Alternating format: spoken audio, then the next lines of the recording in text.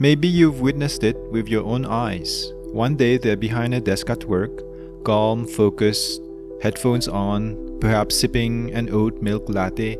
The next day, gone. No warning, no goodbye. Not even a passive-aggressive, "I'm following my truth" email.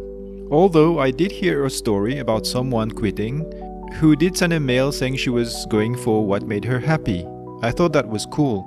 But anyway, usually it's just poof, like modern-day workplace Houdinis. I've even heard of some who quit their job even before showing up for the first day of work. Welcome to Gen Z, a generation that might be either the most spiritually evolved or the most strategically unemployed. I honestly don't know that much about them, but let's dive into it and see where we land. I think we need to give credit where it's due. Gen Z is probably the first generation to say loudly and unapologetically, "I'm not sacrificing my mental health just to climb a corporate ladder." And honestly, bravo, I admire that. They've normalized therapy. They talk about trauma like it's a love language. They set boundaries like it's a sport. And that's beautiful. It's emotionally literate. But it's also sometimes an excuse for skipping work. Because the thing is, spiritual awakening isn't just about burning sage and journaling under moonlight, right? Sometimes it's about showing up, even when you don't feel like it. One of the biggest things I've noticed, Gen Z isn't chasing the same things older generations did. They don't seem to be dreaming of big houses, a job for life, or owning things. What do they prioritize instead? A one-way ticket to Bali? Or maybe Bali is outdated, but you get my point. They also want a job they can quit at any moment. And maybe an Instagram account where they can post moody beach selfies, caption, "Healing is not linear." Do they really know what that means? Well, I don't know if they know. But anyway, they seem to prioritize experiences, travel, freedom, exploration, which is beautiful, but also expensive. So what ends up happening? Many of them are still living with their parents. Not out of laziness probably, well, at least not entirely, but because the economy is like, you want to rent your own place? That will be half your salary and perhaps a deposit the size of your student loan. So maybe they're part lazy and part unlucky. Now, here's where things get tricky. Because while older generations may have overcommitted to jobs, relationships, and responsibilities that drain them, Gen Z sometimes undercommits to anything that asks them to grow through discomfort. They'll quit a job because it wasn't aligned, it wasn't meaningful, my manager interrupted my sacral chakra flow. Again, sometimes that's valid. I mean, I myself, I would certainly at least consider quitting my job if someone at work messed with my chakras, right? And yes, toxic jobs are a real thing. But at other times, maybe they're just bored or slightly inconvenienced. And rather than lean in and build resilience, they just ghost the job the next day. I'm not sure that qualifies as spirituality. It sounds more like avoidance just wrapped in wellness talk and pretty affirmations. Now, let's zoom out for a second. If you're from an older generation, even just a slightly older one, you might find Gen Z's attitude, well, a little bit disrespectful perhaps. Because where you might have endured tough bosses, stayed in jobs for years out of duty, delayed happiness until retirement, Gen Z is like, I'm not vibing with this. I'm going to freelance in Costa Rica and find myself.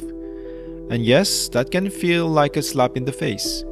But the thing is, it's not always about them being arrogant. Maybe it could be some kind of trauma. I mean, they grew up watching systems fail. They saw adults burn out, divorced, depressed, addicted, or robotically working 9-to-5s that they hated. They saw the illusion of safety in jobs, homes, and marriages. And perhaps they thought, if that's what adulthood looks like, I'm good. And I don't blame them for that. Now, here's the question I keep coming back to. Is this spiritual awakening or just some kind of pretty escapism? Because a lot of Gen Z talks the spiritual talk, right? Like protect your energy, cut off toxic people, embrace your divine feminine, align with your purpose. And everyone talks about the universe now.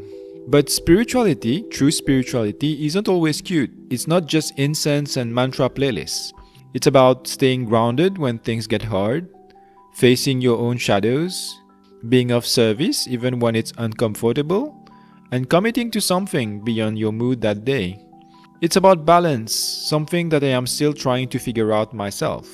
At the end of the day, spirituality without structure is just a pretty fog. The same way, blind discipline without soul is a dry desert, something the older generations perhaps never really learned. The truth lies somewhere in between, that balance. And that is something that doesn't concern just the Gen Zs, but all generations, right? So what lies ahead? I believe Gen Z is standing at crossroads.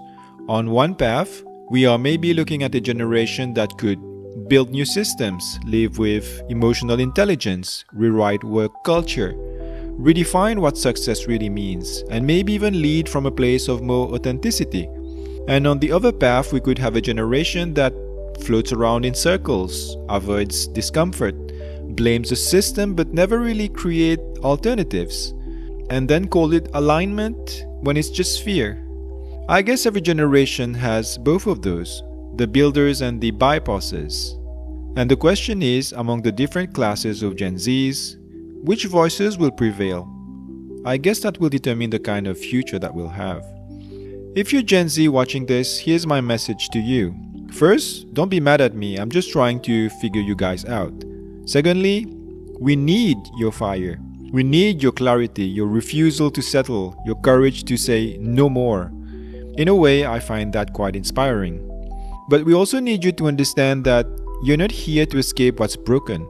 You're here to help build what's true. Freedom is not the absence of responsibility. It's choosing your responsibilities more consciously. So yes, protect your peace. Yes, travel the world. And yes, leave the job if it's truly misaligned.